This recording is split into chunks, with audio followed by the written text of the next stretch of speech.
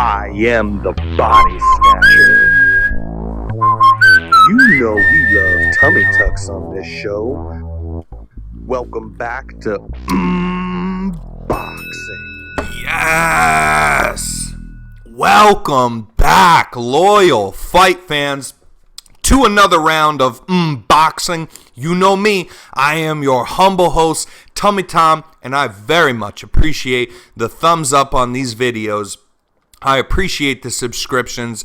We're coming to you live and direct every week to talk about the fights, to recap fights, to make picks on upcoming fights, and break down fights.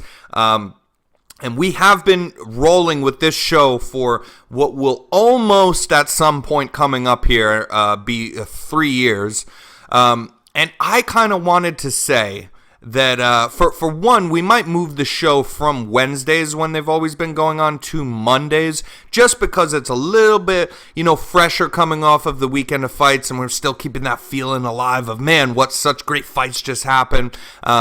And also because it'll give more time to talk about the upcoming fights for people that want to listen just because you're a fan of the sport, or people that want to, gamble a little bit, have some fun, and take some advice on my picks. It'll give more time for that as well. So I think we'll move the show over to Mondays starting next week. We're going to try to do that at least for starting next week. But I wanted to say something. I think this is a good time right now to mention this. I've been a boxing fan my whole life. And from the years of about 2014, 2015, all the way up until, as late as 2021, really, into 2021, halfway through the year or something, it's been hard to be a boxing fan a little bit. In some ways, I'm grateful for getting kind of turned on to the UFC and watching that a little more as well. And I keep that with me nowadays as well. I've always still been more of a boxing fan, so I get that in first. But it's okay to like both sports. And I'm a little bit grateful that I have another, a whole nother sport that I can watch now that I enjoy very much. But yeah, those years have been really hard to be a boxing fan because they just weren't putting together good fights. The A-class fighters that you want to see were fighting no more than once a year, and sometimes once every 2 years is the truth of it. And then they would always be put in kind of against the so-called cab driver, the guys that just are not competition and it beforehand for them. The matchmaking was just not good. So boxing's always had a little bit of an issue with this, but really in those years it was bad. It was bad. That's when we started this show in 2021. I saw, hey, there's some good fights. And you know what? We're going to just try to talk about boxing, let people know about the fighters. It's not all, it's not taking over. UFC's taking over. I wanted to bring up right now that we should appreciate this time right now that we are in, if you are a boxing fan. And you know what? If you like the UFC more as well. If you're a combat sports fan, you should appreciate being alive and being a fan right now because, the past couple weeks have been absolutely astonishing. First off, a big problem in boxing was that you didn't get the undisputeds. Nobody would do that. Nobody would fight another person with a belt because that's a real tough competition. And nobody was doing that. And they were getting fed mandatory after mandatory after mandatory contenders and just running through them. You didn't see a lot of upsets. Last year in boxing was the year of upsets. And that is for sure, more than ever before in 2021, because of the level of competition being stepped up, because of better matchmaking. This year, the upsets roll on nonetheless. And also, we're getting incredibly stiff competition for our A-class fighters that we want to see fight. They're being put in good competitive fights now, and I wanted to list off, because I thought this would be a good time to do that, and to appreciate what boxing is doing for us nowadays, because it hasn't done much in the past. The heavyweight division has been dead since Iron Mike Tyson, pretty much, and we're seeing it revitalized with Tyson Fury, with Alexander Usyk, with Anthony Joshua, with all these guys, and all the other divisions. Unification fight after unification fight, undisputeds left and right. Canelo becoming undisputed at super As super middleweight, we're going to obviously touch on this today, but, Charlo just became undisputed in the competition. They had the Stephen Fulton Jr., Cool Boy Steph becoming undisputed. We had a lot of undisputed fights when you would go 3-4 years without getting an undisputed champion in the past. We've had 3 to 4 undisputed. Oh, we had Amanda Serrano and Katie Taylor. I mean, it just never ends. We are having undisputed fight after undisputed fight in these last 2 years. In the last couple weeks, Charlo Castaño 2 just took place with the co-main event of Boots Ennis, fighting Castillo Clayton, which was great. The week before that was Canelo Alvarez versus Dimitri Bivol. The week right before that was Katie Taylor versus Amanda Serrano, undisputed. That Charlo fight, obviously, a unification for undisputed of all the belts as well. Tyson Fury versus Dillian White the week before that. And Spence versus Ugas for 3 out of 4 belts the week right before that, dude. So this is been 4 weeks back-to-back Saturdays of incredible boxing, and I wanted to take the time right now to shout that out. Good time to be alive, good time to be a fight fan right now. Let's jump right in to our recap. Now that we have that out of the way, I thought that was important to bring up today. Charlo Castaño 2. So the first fight of Charlo Castaño, we touched on this last week. It was very close. They scored it a draw, and upon multiple other rewatches, I don't have as much of a problem as that as I used to. I can see it a little tighter now, but I still think that, even though it was a close contest with Charlo taking back a lot of those later rounds, that Castaño should have won that fight. That was just highly competitive from him, and he's bullying a guy that hits harder than him. He's bullying a guy that boxes better than him. He's walking this guy down, and he's eating shots and just wearing his heart on his sleeve and at times his chin. And it was just a great contest. Now, this one lived up to the hype, dude. This was not only was this for, all the belts, right, to unify the entire division, which we just kind of touched on. So a very special fight to have in boxing. But also, this is the first unification bout at 154 pounds, which is one of the newer kind of weight classes in between weight classes. And that's usually not great in boxing. But, this was the first time that we've had this one unified. And I'm glad that it's Jermell Charlo. So first off, we touched on this, and I do want to take credit. I'm going to take credit when I can, because I will be wrong at times, and when I'm wrong, I come on here and I tell you guys I'm wrong. But it's easy to just say somebody. First off, this was a very close odds fight, because most people thought that Castaño should have pulled that first fight out in the judges' eyes, but they did call it a draw. This fight, the odds were very even. So Charlo was a favorite, but only a favorite of about a minus 160 I saw a few days before the fight had happened. So very close pick'em odds especially for talking boxing, man. And Charlo did what I said which was very simple. Not like I'm some, sometimes I can get real deep and I can come up with kind of a game plan for a fighter that I think he or she should be doing this and lay it out, and it's a little more in depth. This one's very simple. He's a great defensive fighter, Jermell Charlo. His defense is on point, and that's for sure.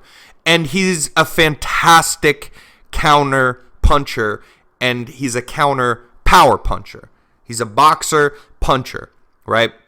He lives and dies off countering shots when people are coming at him, and he knows how hard he hits, that he could turn somebody's lights out like that. So that's usually what he does. So because of that, he had a tendency to stay on the ropes a little too long almost all the time. Just hanging out on the ropes too long without trying to get off purposely, like without making any attempts at getting off the ropes, because he's waiting for a counter. And what happens is sometimes he doesn't get the counter, and then even if his defense is still, he's blocking a lot of the shots, some will get through, and people just standing there and keeping him against the ropes and constantly throwing shots at him, and he's barely throwing shots back, will lose you rounds.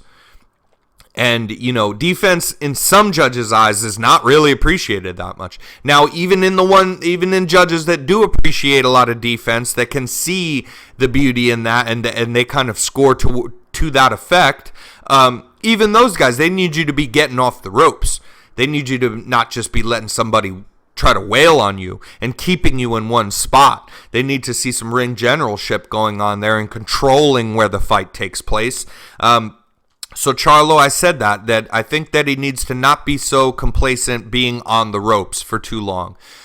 Even though he's not getting, caught real clean, his defense is on point. Even though he might be able to get a counter up, he's losing rounds and this guy's tough. So he not only did he do that, but the very simple add-on we had here is, Charlo, just kind of do what you do. Box away, box. You're a brilliant boxer because you're not just a guy who hits hard. There are people like that, but Charlo is not one of them.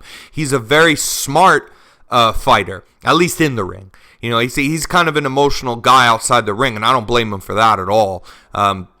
It must be hard to listen to people, fucking just talk bad about you, because I recommend that nobody of any sort of fame should be looking into people's criticisms about them. I mean, you're in a better place than me or other people, and so therefore our opinion shouldn't matter to you. That's really just true. That's just true for anybody, an actor, an actress, a professional athlete. Yeah. I mean, is that not clear? Like, they should not care what anybody else has to say. They should simply look and say, I've done better than you in life. So, yeah, I don't blame him for getting mad about that. Though I would say that you shouldn't even look at what people have to say, because you're doing your job. Now, this one was a worrisome one though, because he had lost to Tony Harrison, and that second Tony Harrison fight, he got Tony Harrison out of there, but he was possibly losing that fight as well before it happened. So it was less about look at how good he is in rematches and the adjustments that he made, as more I came away from that one as, well, thank God, because I was rooting for Charlo, but he just kind of got him out of there the way that he can always get anybody out of there, with the power and the perfect counter shot to stop him. It wasn't more about making all the changes of throwing more punches, keeping your back off the rope, and just upping, basically just upping the offense, the amount of offense that you're throwing, because all the boxing skills are there. And so he did that. Anyways, he did that in this Castano fight. He upped his output a lot. Okay, tried to now technically Castano still outlanded Charlo even in this fight, but that doesn't matter, because one, they're counting punches that do land on the gloves. That's for sure. So he wasn't actually outlanded, and also Castano doesn't hit as hard. So sometimes you're not taking, like, even if the guy doesn't hit as hard, it's not like he's taking clean hooks from Castano. He's more catching a lot on the gloves, and some of the ones that get through are little pat jabs to lead to something else, or Castano trying to do body work on him. So that doesn't matter as much. Charlo hits harder, and with him upping his output, simply just upping the amount of, not changing the way he uses offense, right? And not needing to make any adjustments in the way that he has good defense, but only really just upping the output in any way he sees fit, I thought would get the job done, and it did. We got a vicious knockout for Charlo, stopping Castano. Now, when he did stop Castano, he dropped him with a very good, clean body shot, but I don't want to lie to you guys just because I'm the body snatcher, and I love that shit, but I'm not sure if it was the body shot, because he hit him with a brilliant body shot, and it could have been that. That slowed him, wilted him a bit, tucking in, and then he also caught him, his guard was up, Castano, like this, and not flush over, but more by the ear, and the shot came through here, right around the guard, and kind of clipped him right on the temple line, right around the glove.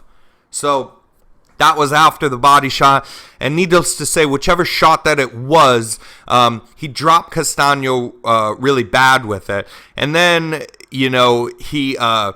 Castaño's it's hard for him to get up. He gets up on extremely wobbly legs. So if we can have a little bit of referee talk here for a second. He gets up on extremely wobbly legs, and the referee says, he's counting him, and he can barely stand. He is wobbling around. Then the referee says, okay, come over here to me, and he wobble legs like in your face, kind of like a really obvious. The guy he can't get his legs under him.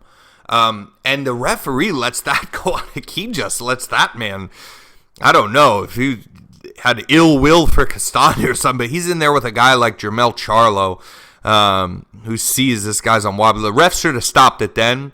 I don't, I call early stoppages when I see them, but I don't care when it, comes to the fighter's safety and stuff. When it's something that obvious, I thought that was pretty obvious. With the way that his legs were wobbling, that the ref shouldn't have let that go on. He did, and it took about 2 seconds, 0 shots thrown for Charlo to come at him and unload another, 3-4 heavy shots into an upper, all this, and then the referee comes in and then finally stops it. But a vicious ending to a fight that again was competitive. In Castaño's defense, he took about 3 of those rounds. At the 6th round, I did have it about tied. I thought it might be 4-2 Charlo, but very possible it could have been 3-3 at the 6th. For anybody that has any kind of decent opinion about boxing, you could have had it 4-2, but you could have it 3-3 and tied in the 6th round.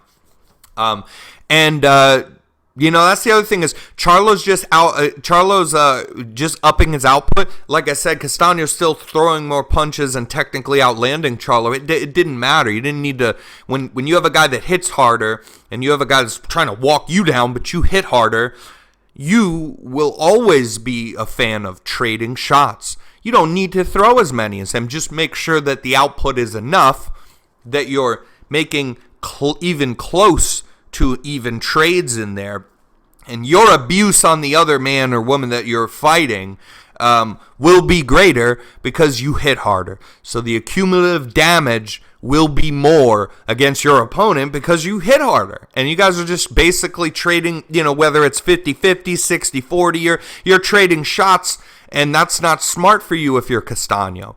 And that's just kind of as simple as I laid it out last week, and that's how it played out. Great win for him, and he is the first undisputed 154-pound king with all the belts and the Ring Magazine belts. That's 5 goddamn belts. Just dump the dump truck of belts on him in the ring, and we'll call it good. In the co-main event, Jaron Boots Ennis.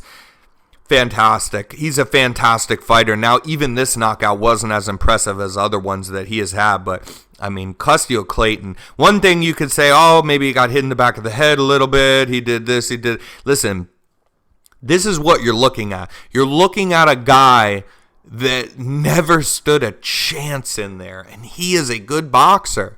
I didn't think that he had really a chance to win the fight against Jaron Ennis, but I did legitimately think maybe he could be different from these guys that Ennis gets out of their first round, second round, third round, but no, it wasn't. Second round just knocks him, spark out, and you could say maybe hit him a little bit in the back of the head. Listen, the guy's moving while he's throwing punches. It kind of makes the rules a little bit different. They take rabbit punching in the clinch more serious because you're intentionally doing it and hitting the back of the head, even though they're just taps. It's easy to tell the intent in that. And when you're throwing punches and a guy's ducking down and moving around, you just, even if you see, the guy's angling his punch down a bit, you just can't. It's impossible to have rules like that in boxing, because then what's the difference between, I clearly see him angling down, between a guy that's just throwing a punch in him and the other guy ducks and it hits him in the... You can't make differences between that sort of thing, so you just can't have rules like that.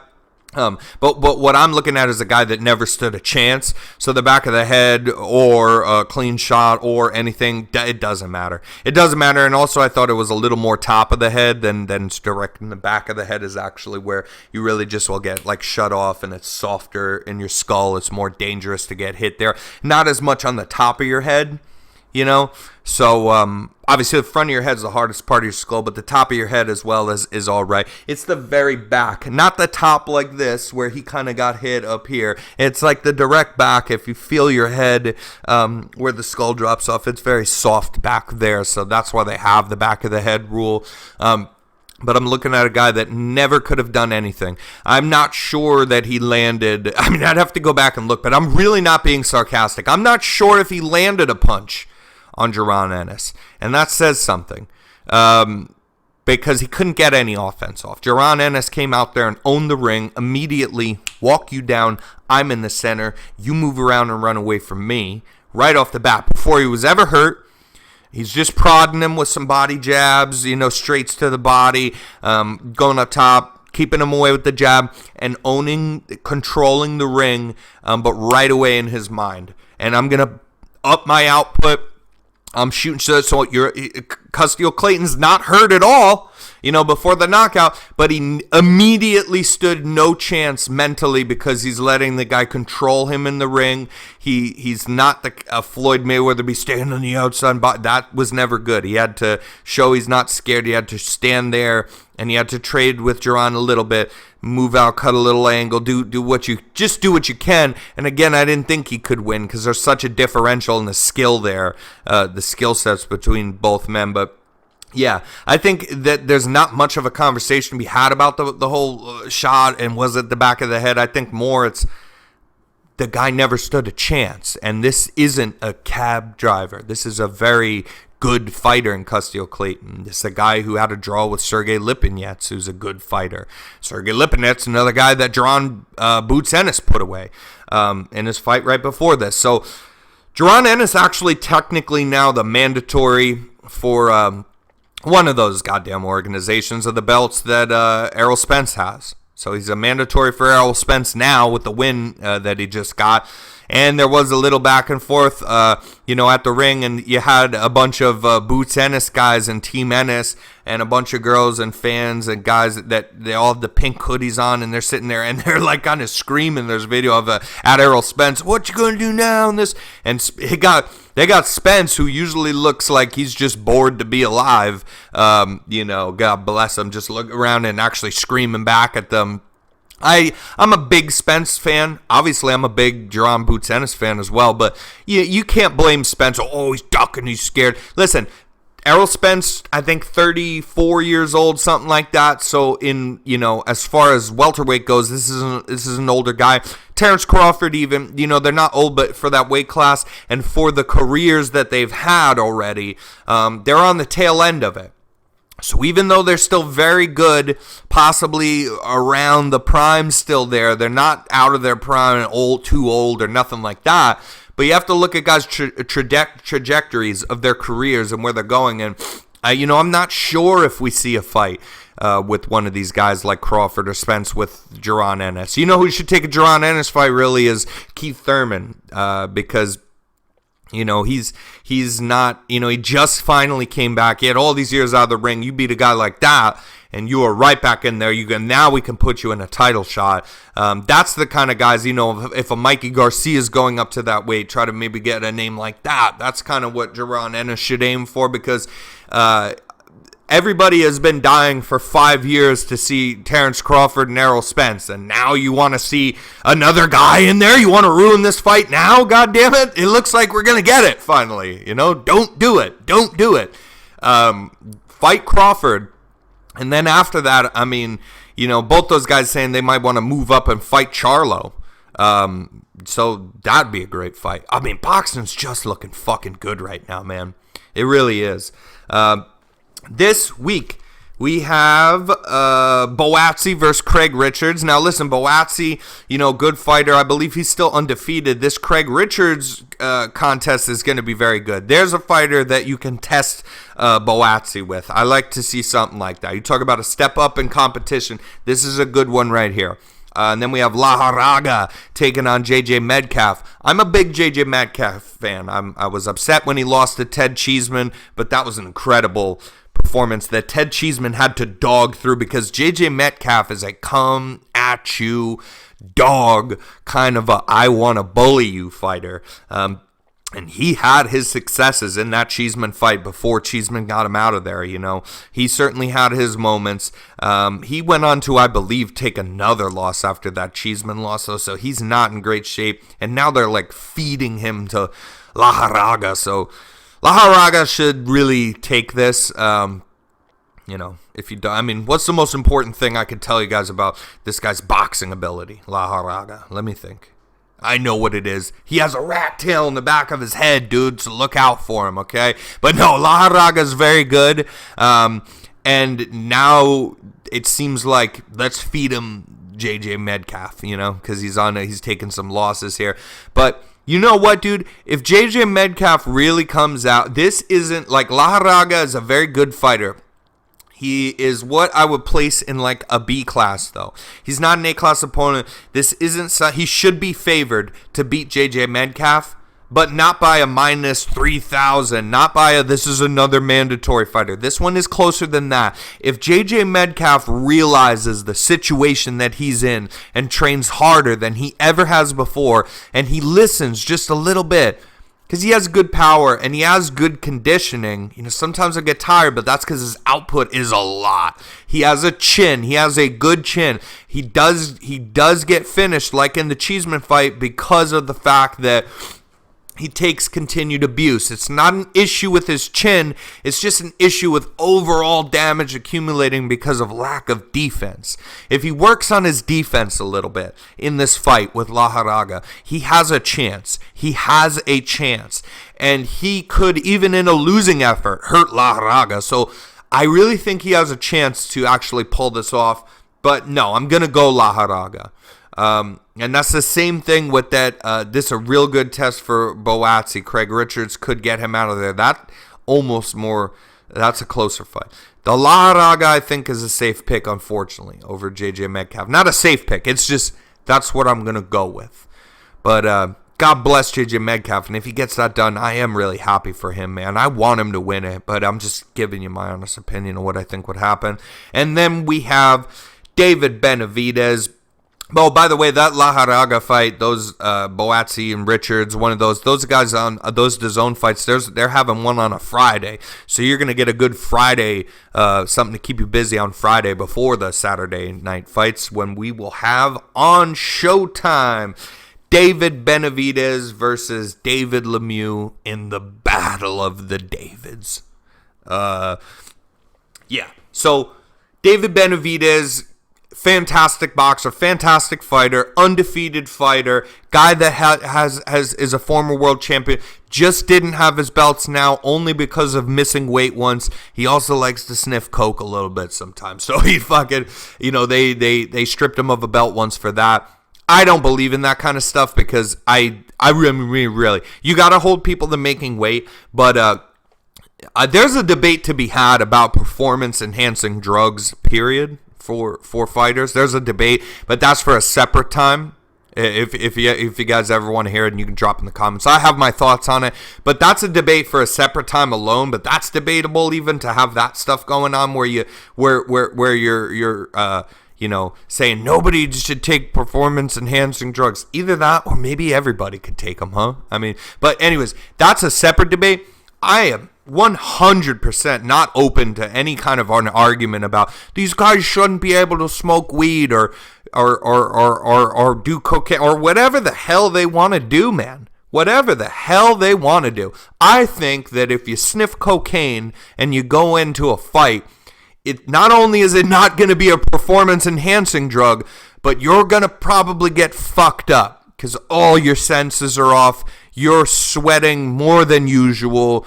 That is not I can fucking promise you guys, that is not something you want to do before a fight. And he didn't do it before a fight. He did it on his own free time, and they caught it in his system days later, when they test him for recreational drugs. I don't think that there should be those tests. If there's tests for performance-enhancing drugs, that's a different thing, different argument to be had. But yeah, he's a great fighter, and he's only lost his belts because of that bullshit cocaine test thing, and he did miss weight.